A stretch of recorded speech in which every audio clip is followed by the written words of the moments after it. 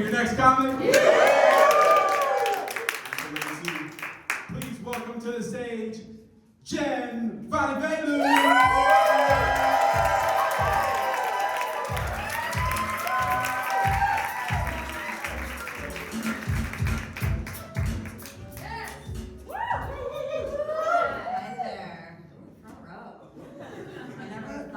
Jealous that I didn't have a prostate, but I really feel like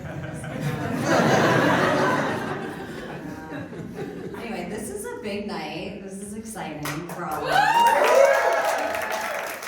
This is actually like a really big week for me.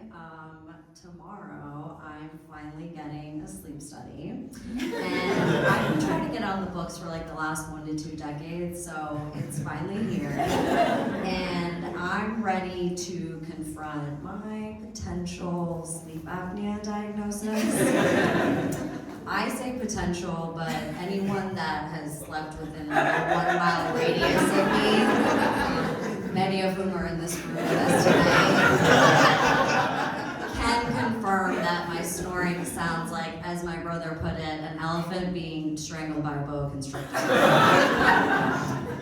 So I'm ready to come to terms with it because I really avoided it for a long time because this is not a disease for the single community.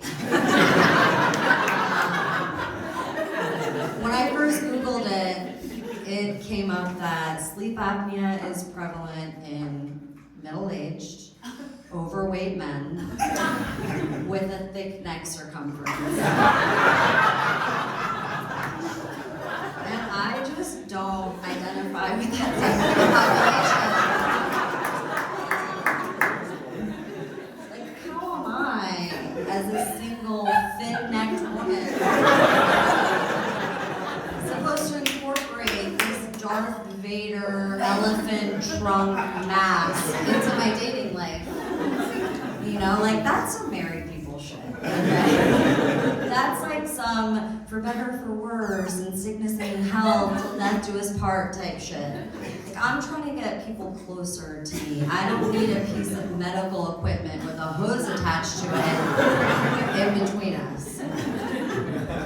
In fact, I've gotten to the point now where I'm like kind of lonely and craving human touch that I've started pretending to hide like contraband on me when I travel, just to get like the extra pat down at TSA.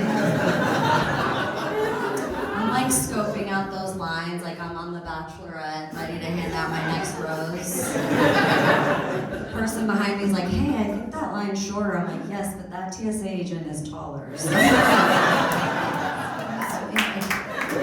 And I get up there, I'm like, oh yes, I did just come back from Colombia. And yes, I did meet some kind strangers at the airport. And then they handed me this little package and told me to stick it up my butt.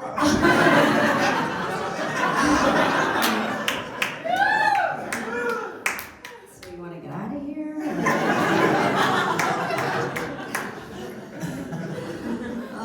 Don't knock it till you try it. No, but I just went to a funeral. It was devastating. Monsters. No, it really was. It was truly heartbreaking to find out that people are still sending edible arrangements as a way to express sympathy. And hasn't this family been through enough? They are suffering. They are mourning the loss of their incredible matriarch, and she was the most beautiful firecracker of a person. And now you're asking them to wrestle out a spear of dried out honeydew that's been stuck into a styrofoam ball wrapped up in old kale? Like, is that supposed to make them feel better? Yeah. You guys are all gonna get targeted ads now for edible arrangements. Watch out. No fruit is safe.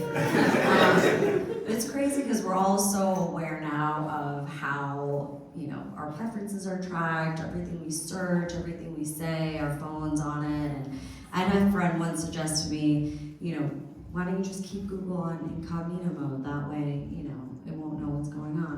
I'm like, I hadn't thought about that, because the only time that I go on incognito mode with regularity, you know what I'm talking about.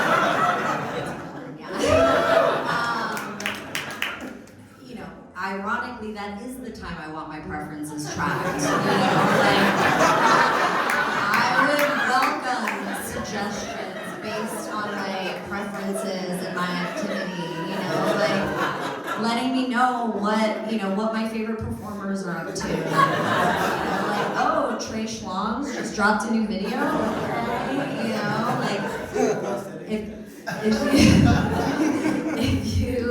If you because you watch me make my neighbor come 5 times, you're gonna love what he does to his stepsister. But my fear there is that I'm just gonna get hit with a bunch of thick neck circumference porn. Anyway, that's it for me.